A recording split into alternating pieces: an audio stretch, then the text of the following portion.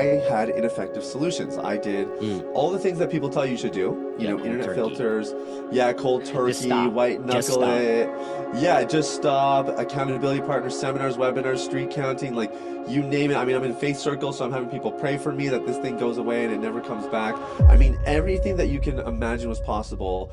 I tried it, and after 3 years, I was still watching pornography on a weekly basis, and I was binging hard when I was watching it. It was not like I was just dabbling my toes in it. Probably the closest second drug is just mindlessly scrolling on your phone, sort of thing. Yeah, porn's the one thing that it was like a boomerang. Like I could go a couple days and I'd get away from it, and something would always just 15-year-long struggle with pornography. I often felt like a hypocrite because I really did want to be exemplary and I wanted to live for God and live up to the standards of the Bible. And at the same time, just always felt like I couldn't. I was falling short. Welcome to the High Performance Human Podcast, where high achievers learn to master themselves, not just their success. I'm Creighton Bertrand, a certified high performance coach, here to share practical tools to rewire your habits and mindset. If you're ready to move beyond good enough and step into real transformation, you're in the right place. Let's get to work. One of my teachers, when I was quitting pornography, taught me about it's called the shame, fear, control cycle. Have you ever heard about this before? No, explain, please. Okay, so this is something we teach to our clients as well. So shame says I'm not good enough and that you should hide. And shame leads to fear, the fear of being found out. Beautiful, yes. And the only way that you can manage the fear of being found out is by controlling the situation. And so that's why people become pathological liars. They become very manipulative. All of it is in the name of control, but it's actually from a place of fear, which is fueled by the shame that the issue actually causes. And it just kind of spins into a spiral. And so, again, I would say I was textbook for that.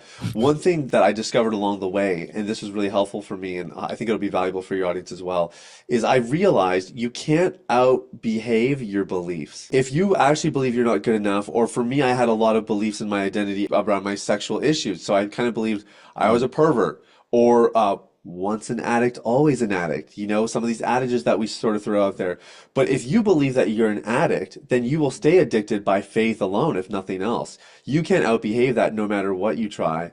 And so that's why this is like the third pillar of our recovery process, is reworking your identity, changing your belief system, learning to see yourself exactly like you said, the way God sees you, apart from your ability to perform. And the amazing thing is, if you can really wrap your head around this and really embrace the process, is your performance actually gets better because the pressure's not on you anymore. You're not performing to earn your value or your worth. You're performing from a place of value and worth, and that's a way more enjoyable place to be. And anybody who enjoys what they're doing is always going to perform better. I love all that, but I'm just thinking of if your whole life, going back to literally what you're talking about, your beliefs and your identity, if your identity, like if I look back through my whole life from being 30 of being really good in sports and being really good academically, like it's so hard realistically, from a brain standpoint, you have neural pathways that are firing that I do and I achieve. So for someone to come in and say, okay, well, now you have to change all these beliefs, like, sounds good, but I don't have the neural paths that have been created yet to really believe something different. So for someone that's hearing this and like, cool, this sounds great, I agree with you, can you talk to them about why is that going to be hard, or how to kind of get out of that initial... Let's talk some neuroscience and then I'll give something practical here. There's two main concepts that people should understand in neuroscience when it comes to creating new pathways and rewiring your brain. Number one, neurons that fire together wire together. So we get these associations, right? Like you're talking about people that get used to behaving a certain way. They have habits, patterns. Great example of you have patterns, and if you want to create something new, you have to understand neurons that fire together wire together. And so you can capitalize on this by creating new habits and stacking new habits together. And that's one thing that I see a lot of guys do wrongly in this whole conversation, is they will piecemeal solutions together. They listen to a podcast here, they read a book there. I'm all about a system. If you're really going to take this thing seriously, engage with the system so that you can stack things on one on top of the other. Someone can tell you, here's the next step. You can get coached along the way.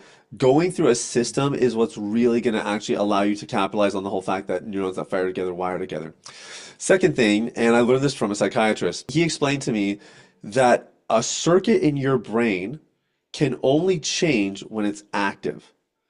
Now, why is that important? Because look at what we're doing right now. We're having a conversation. People are listening to this interview. They're listening to this podcast. They're acquiring a lot of knowledge, but this is not rewiring your brain. This is bullets in a gun. We're giving you ammo, but you have to fire that gun by taking action in the moments when you don't feel like doing it. Mm-hmm.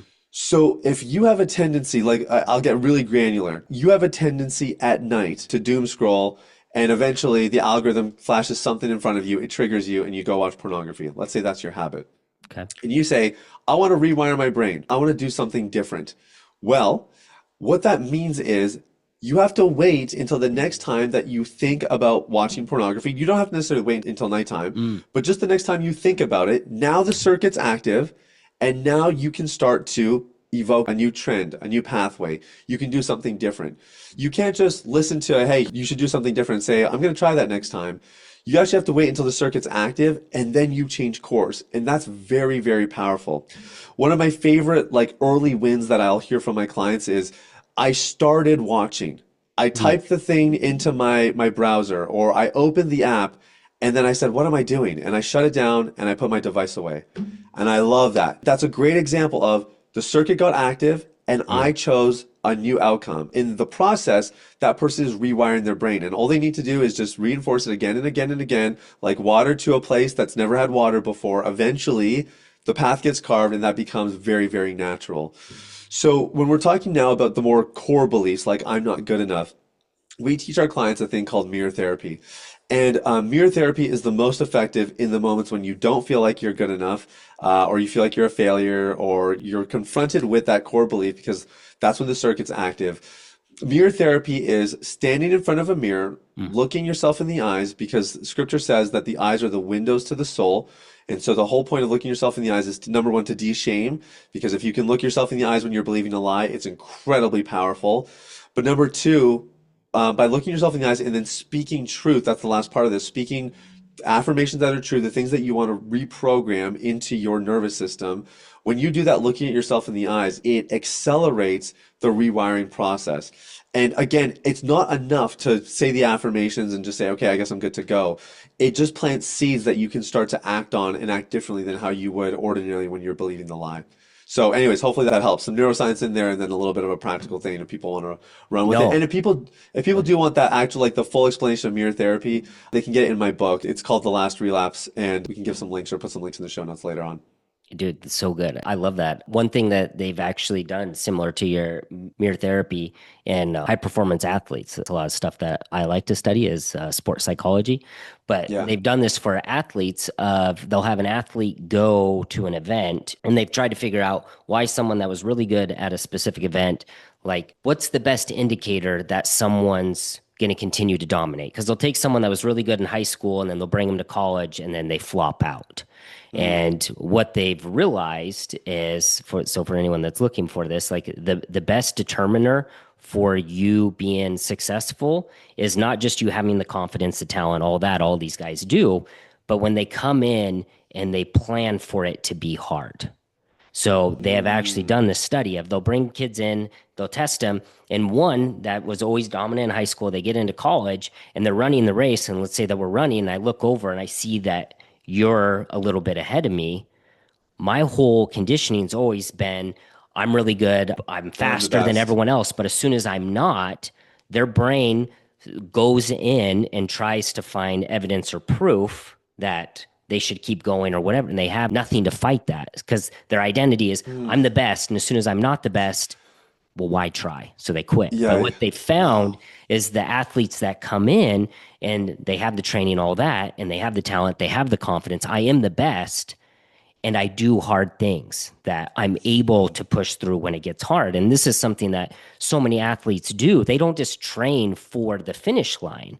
Like, I mean, that's what so many, my problem with this whole have affirmations and use momentum. It's like that is only momentarily. But if you can really train for the discipline, the suck, the sacrifice that it's going to take, and this is what I love about everything scripture talks about, that's what we're supposed to do. Like, that's why God made us perfectly. And there's so much more I can say about it, but that's what they found out for athletes. The athletes that come in and they're coming in of, I am the best and this is going to be hard and I do hard things. But and to add on to that, talking about what you're talking about with the mirror therapy, that they've also Yeah. found that not just saying it in their head, because a lot of people think it when they're running, I am the best, I am the Yeah. best.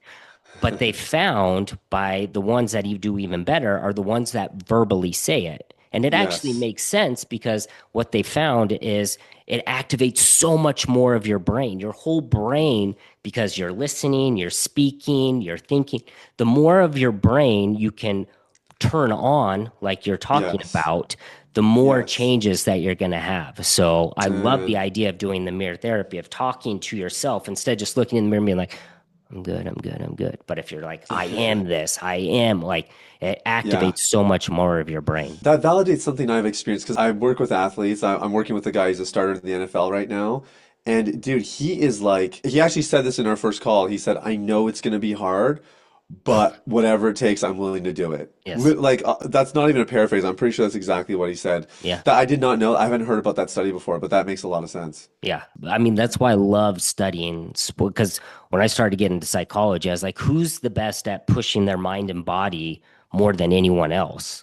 And so Yeah. getting into sports psychology and just studying so much of that, like that's what I use for my clients. Like, I have these goals, and it's like, well, we can use the same principles that are used for sports psychology for your quote unquote, I just want to wake up early or I just want to follow through with this. Like, use the same thing that they use to train so many times and push themselves. I want to talk about what do you think real healing looks like not just coping with it, but you talk so much about breaking Yeah. free.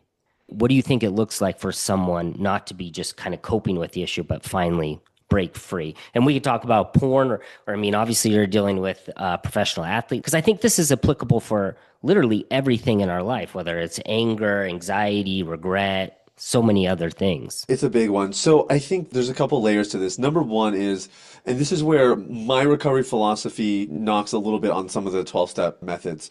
So the first thing I would say is there's a difference between sobriety and freedom. Mm, Sobriety is I've yes. abstained from the behavior. But I will tell you, I had a guy come through a program a couple years ago. His name is Michael, 70 years old, addicted to porn for 50 years. And in his words, he would cheat on his wife every opportunity that he would get. So ridiculous amounts of affairs and everything else. And when he came to When me, you say cheat and affair, you're not talking about like going to porn, but you're saying like actual, real, yes, physical. Okay, both. Yeah, okay, both are in the just mix. checking. He had been clean for a year when he came to me. So why would somebody come to our program when they've been clean from pornography Mm, for a year? Because he was freaking miserable. He yes. was sober, but he wasn't free. Sobriety is I don't have the behavior. Freedom is I'm a new person. My heart has changed. With sobriety language, a lot of people believe there's no such thing as a recovered addict. It's I'm always in recovery. I personally don't believe that. I think we're new creations in Christ, and I think we can actually live a life that is completely apart from our past. Like I mentioned, it's going to be 10 years for me. That old person, he's long gone, way, way back in the rearview mirror. And I think that's the kind of the first pillar of what it actually means to be free. The second thing I would say is there's a difference between being free from something and being free to something. And so a lot of people get the freedom from something correct. I want to get free from pornography. I want to get free from affairs. I want to get free from my sexual misbehavior. Very, very important. And one of the markers that you've experienced freedom to this extent is when you can look at your temptress or whatever it is that would cause you to stumble and carry on with your day. So I remember when I was about 3 years clean of pornography, I encountered the stack of porn magazines in a park. It was very random. Wait, They had no wait, business wait, being there. what year was this? I don't know. This is only like 4 or 5 years ago, right? I Or didn't well, know let me. that they still even made porn magazine. Like when I think of a porn magazine, like I think back to like the 1990s or something like that. Like Yeah, everything's it so had been. digital now. It was weird. Sorry, Yeah, I guess I'm wrong. Everyone's doing the timeline. The math doesn't math there. So let you're me get fine. this right. It was 2020 that this happened because we had just bought our house. We were in a new place and I was exploring it. So I guess I would have been clean for 4 years. I think, anyways, now the math should make sense. So I remember it's not like a playground park. It's just like a park that people would walk through and there's trails and whatever. But there's kids on their bikes and that kind of thing. And I'm just thinking to myself, I do not want this to be the reason that somebody would stumble because I know how destructive pornography was to me. I also don't know if I'm the guy that really should be carrying this out. Like, am I the guy to lift up that stack of magazines and dispose of it? I don't know if Because I you can were handle that. because you were afraid of that you might be I might tempted, sneak a or little something something. Exactly. Yeah. I Yeah, like accidentally dropped it to the right. centerfold. Oopsie. Yeah. Yeah, exactly. I thought about it for a minute. I actually prayed about it and I felt like I think this is my test. This is my chance to see where I'm at. So I grabbed the stack. Of course, the garbage can, the closest garbage can is way further than I thought it would be. And I definitely felt tempted at certain points to just, like I said, just, flip open a page and see whatever. But I didn't. I made it. I threw it out. It was probably like a 2 or 3 minute walk. It felt like an eternity. Were you And worried about, see, mine is more of people's judgment I towards was like, me. I was kind of holding it in a certain way that Oh, like it but that wasn't, wasn't the thing. Because for me, I'd been like, oh, yeah, I'll get rid of these. But then mine is so worried about everyone else's opinion of me. So yeah, I would have been like, okay, well, I don't want to carry these because other people are going to think that I'm looking at it. That would be more of my fair. child thing than Well, that's my fair. temptation. I guess there weren't a lot of people around, so maybe No, that no, would have but I added. think I'm not that's sure. great because I think this is so true. Everyone has their own identity story past that gets projected into their future. I mean, what we're talking about, like if you continue to carry that. So for Yes. me, that's what have hold me back. If my wife would have went and saw it, she'd be like, I don't care what people think about me. I don't have a porn addict. Like she just like, oh, I'll Yeah, grab it. yeah. And she would have been like holding it like this as she walks to the garbage of like, Yeah. ew, this is gross. So like this is dirty. I don't want to touch it.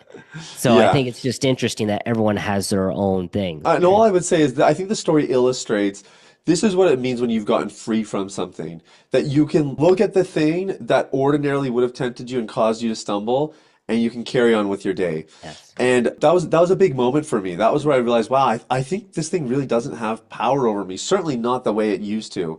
The last step of though is that, like I said, there's a difference between being free from something and being free to something. And what we observe in our clients is when they start to get free from pornography, they start that business that they always want to start. Mm. They ask out that girl that they always had a crush on, but they were too scared to do it. They start to step more towards their purpose and the things that they feel called to in life.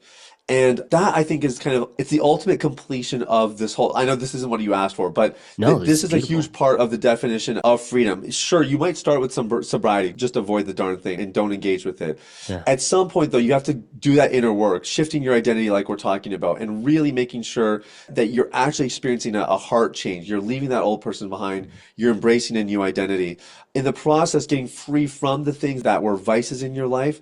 But the ultimate mark of it is really stepping into purpose and meaning in your life. And they did a survey, a study with over 3,000 people. It's called a multivariate analysis. So they look at multiple variables to see, do any of these variables compared against each other affect this main outcome one more than the other?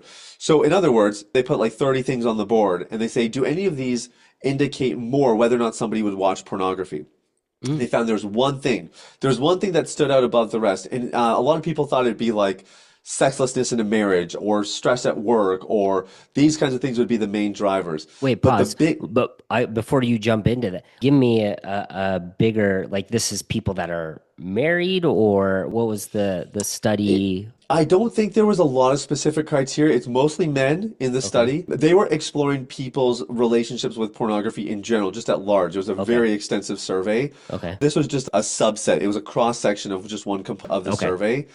They found that the variable that was the most prominent, the greatest predictor of whether or not somebody would watch pornography is meaninglessness in life. Oh, So when people felt like their lives had no purpose or no yeah. aim, No that's drive, nothing pulling you. right. Nothing pulling them, which is why high performers, athletes tend to do really well in our programs because often a lot of them have some degree and usually a pretty centered sense of purpose and what I'm aiming towards and what I'm going after. And if you don't have that, the beautiful Yes. thing is in the process of a roots-based approach to quitting pornography and really undergoing a transformation, You discover your process as a result. And that's one of my favorite things is just seeing the stories of guys that are doing things they always wanted to do, but never had the confidence, never had the courage. We had one guy sent us an email, "Hey guys, it's been 2 years for me now, clean of pornography, and I've run over 2,000 miles." That's cool, but kind of weird. Like what's the story? And basically, he always wanted to run an ultra marathon, but he never kind of had the guts to do it. He had run like Mm. 5Ks and 10Ks and whatever. He was so jazzed from quitting pornography. He felt so confident. Like this was the mountain he could not climb, and he finally climbed Mm. it. So he was like, "Well, then I'm going to start running ultra marathons." So he started training, and between the ultra marathon and he's done a couple now, I think that he's run, plus all the training, it added up to over 2,000 miles. So, anyways, that's the whole freedom spectrum. There's a little bit of a journey there, but if you see it through to the very end, as long as you have a roots-based approach, man, it's a beautiful, beautiful thing. Oh, man, I love because while you were saying that, and you're like, oh yeah, people that got out of their porn addiction, they're going on to do bigger and better things. You are actually were talking about in one of your podcasts, the 5 things that people get from quitting porn that I thought was really good. You talked about creativity.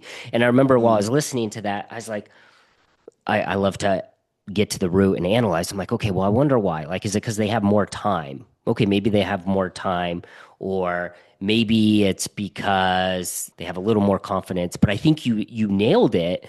Of I dominated this. I'm no longer a mm, slave to this. hmm. And now I'm in my power. If I can do that, like going back to the marathon runner, like he probably wouldn't have thought that had he not been able to do a 3 or a 10K or something. Like, cool. The fact that I did that, Yeah. 20 miles, 50, 100, come on, that's got nothing on this thing that I used to be a slave to. And that's what I love about what you're talking about. And I agree 100%. I think 12 steps A is phenomenal and so good, but I Yeah. think it drops the ball of, and I think from a psychological standpoint, that is how you have to do it. You have to surrender, say that you are a slave to it, you are a victim. But I would Yes. agree at some point you have to break it that it's not that I can't, it's that I'm choosing not to. And Mm, I think that's right. literally what you're talking about with that's what freedom comes from. Is not that I can't have a drink. That's not who I am. It's just like Yeah. I don't want to go have sex with a dog. Like that doesn't mean that I'm broken or anything. It's just I'm choosing that I don't Yeah. want to actually go do that. Yeah. And I think I'm, that's one of the things that so many people, and so I love that that's the final step that you guys are helping men with, because then that's the freedom that I think that God has given us, that the freedom to do so much more than being a slave or a victim to these other things that are just going to be holding us back and keeping us from really our whole purpose here of glorifying Him. yeah, that's exactly it. We describe freedom in my community as freedom is options. I remember one of the first clients I ever worked with said like, man, anytime I see a hot girl, I just can't help but check her out and fantasize and, Mm, he kind of goes down his path. But that language, like, I can't help. I can't yes. help that's somebody who has no options. He's got Mhm. one option, he chooses it every time, and it was Yeah. ruining his life, right? And all you're doing when you increase your freedom, when we're talking about freedom from pornography and stepping into purpose and all that, is you're just giving yourself more options, more options in life that Yes. sure, you might find somebody attractive or you're working out at the gym and you see somebody that's probably should be wearing a little bit more than they're wearing. You still have an option. You don't have to lust after them and fantasize about them. You're giving yourself other options to respond to that stimulation in that moment that lead to a better outcome. And that's it's a very oversimplified way of describing this process, but that is kind of ultimately what it looks like. Yeah, but I also love about what your guys' program and the way that it's set up, that it's a system based. And I think that's the problem that I have so many people this day and age that they're like, oh, just go do something. And just is one of my biggest pet peeves. Like, if I could just be nice, if I could just be like Jesus, if I could just lose all the weight, if I could just, then I just would do Mm. it. But because I just can't, I just want to punch you in the face.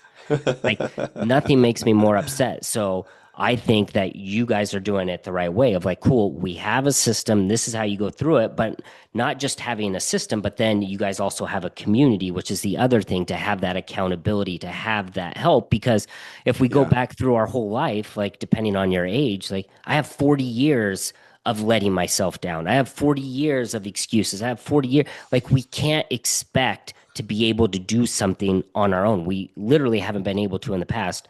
We need that community. We need the people. We need that system that tells us what to do when we feel this way, how to overcome it. And it's so crazy because so many people are willing to do this with like sports coaches and stuff like that. Like even Kobe, even Jordan had a coach to help Yeah. them become better. But then when we come to these other things, they're like, no, I'll just figure it out. I can just do it. And it's like, no, you need someone to show you and help you to literally be that mirror that you're hiding from yourself of all that shame that you're trying to keep in the corner and keep alone. Yes. Yeah, and it also the community thing is so interesting because it really does give meaning to our lives. Like we're talking about meaning, finding meaning a couple minutes ago, and meaning can be found through like behavior and job and career and all that, but it also probably is more deeply found through relationship. And I think that like I Mm. mean, we talked about we're both dads, right? We, Like we say I that mean, again because I think that that is so good. I think a lot of people find meaning through what they do, but meaning is best found through relationship. And anyone who's a parent will know exactly what we're talking about, right? You would die for your kids. You would give up your job for your kids if you had to, because that's where ultimate meaning is. And I think, again, even beyond that, I think that's why our relationship with God is so important. But I'll drive this home with a study, and this is a cool story. It was actually a viral TED Talk. Some of your audience maybe might remember this. Probably about 12 years ago, a British journalist named Johan Hari did a TED Talk. And the video is titled "Everything You Think You Know About Addiction Is Wrong." In the video, he talks about an experiment called Rat Park. Have you ever heard of this before, Creighton? So, round one of the Oh, study, are you saying rat? Rat Park. Oh, I think I know what you're. Yeah, go ahead. So, Rat Park, they have a cage. They got two bottles. One's bottled water. The other one's water laced with cocaine. And one at a time, they put rats in this cage. And wouldn't you know it, Creighton, the rats get addicted to cocaine. Surprise, surprise. So, people conclude, well, as long as you give somebody something stimulating enough, they're just going to get addicted to it. Round two of the experiment, it's the same cage, the same two bottles of water, but they add in games and rat wheels and little tunnels that they can crawl through. And instead of putting in one rat at a time, they put in multiple rats. And so these rats are not just doing the games and activities themselves, but they can play with each other. They're opposite sex, so they can mate together. And amazingly enough, not one single rat gets addicted to cocaine, even though the cocaine is just as readily available as it was in the first round of the experiments. And what they realized is that when the rats had other rats to play with, when they had other activities to do together, all of a sudden their life had way more meaning, that something as stimulating and intoxicating as cocaine couldn't actually compare to it.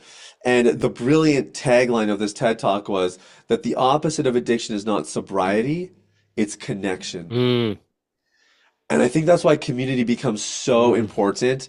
And I'll just say, because I'm talking to high performers, we, of all the people in the world, we are the worst for isolating ourselves, for putting on the front, for not letting our guard down because we don't want to connect because it feels uncomfortable and we don't want to Well, be and vulnerable I and think we don't we don't want want to be people seen to that way. see it. I Yeah, think that's the bigger thing of the high performers is again, we got to do in order to be. I have to do in order to be worthy. I have to. that's And right. so if I let you into my, I know this was me and even me with my wife was I didn't want her to see the things that I don't want other people to see. And Yeah, so because if I you didn't see it, you want may you not to love be, me. I don't want to risk everything that I've been hiding for my entire life. So I'm not going to get close to you. I'm not going to talk to you about my vulnerabilities. I've worked my butt off my whole life to hide and shield those so you won't see those so that you think that I'm better than what I am. So Yes, yeah, exactly. 100%. Because if you really saw how great I'm not, you Yes. might reject me. You would see me the way I see myself is really what it comes down to. If you really Mm, saw everything I mm, did, you would see me the way I see myself, which isn't really the way that anyone else sees you, but in your yes. mind, that's all you see. And I would add a layer to it, right? And if you saw me the way I see myself, then maybe you wouldn't love me. Oh, Maybe, 100%. maybe you wouldn't Because I stay don't with love me. myself for the bad things that I'm holding myself accountable and shaming. Like abandonment is the root of all roots. Yeah. We're all fundamentally afraid that we're going to be abandoned. Yeah. And I think that's why I think for high performers in particular, when you can find a community where you can share openly, we have a community called the Inner Circle for guys who are just looking for other brothers that are on the same journey. Because it's very hard to find other guys who will talk about their struggles with pornography and that kind of thing. It's a taboo subject. But the level of breakthrough that comes just from guys being able to share openly, it's incredible. Yeah. And it really is true. The opposite of addiction is not sobriety, it's connection. When you do that, mountains move. Well, I think that's a really good segue. That for the person that's listening right now and that they are hiding, maybe it's through porn, maybe it's anger, anxiety, regret, something else. Like, what is it that you want them to know? Like, if they're tired of fighting their flaws, like, where do you think that they should begin? I think the ultimate step when things are hidden is to somehow bring the dark things to light. There's a great proverb in the Bible. It says, "He who conceals his sins will not prosper, but he who Mm, confesses and forsakes them will find mercy." so And so I think the question is, do you want to prosper? And if you do, I want to encourage you to come out of hiding. Now, whether coming out of hiding is just subscribing to our podcast or just acknowledging, okay, I need some help in this area, that might be a start for you. Maybe you've done some things, but you've done it all on your own. It's probably time to invite some other people in. And if you've done that and you've invited people in or if you've done some coaching or whatever, then for you, it's probably less about that whole like bringing the dark things to light.